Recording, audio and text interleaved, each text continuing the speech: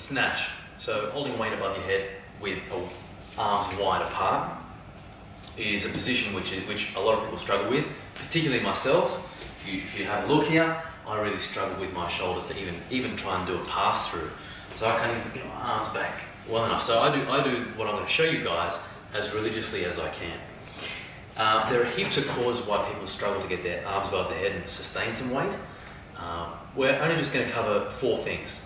First thing is, the first 2 are tightness. So pec minor and bicep.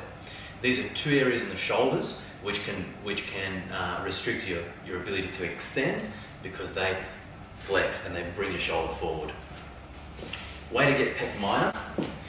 Pec minor will insert onto the upper ribs, so you need to try and get pec minor underneath the pec major, so this big bulky one underneath that. Just be careful on compressing ribs, but you want to start so that you follow the ribs and track them all the way into underneath the pec there. Rest your arm along the stick there.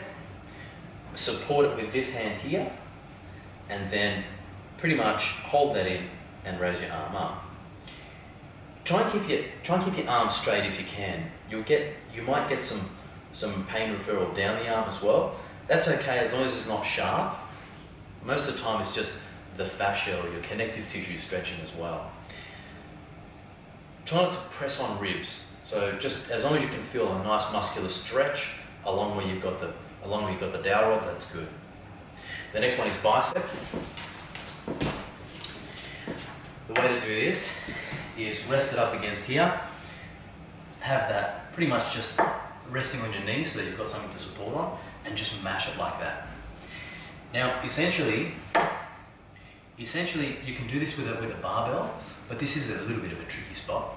But you can get a barbell and roll it up and down it, but I find that this, you've got a bit more control over it. You can actually dig in through the layers of it as well.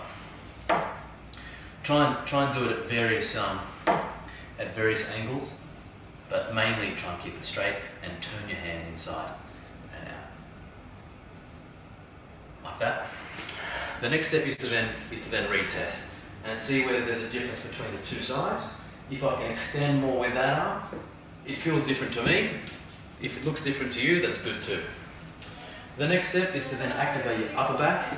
People do a lot of mobility in their upper back, and sometimes it doesn't work. The best way to do it is to then activate.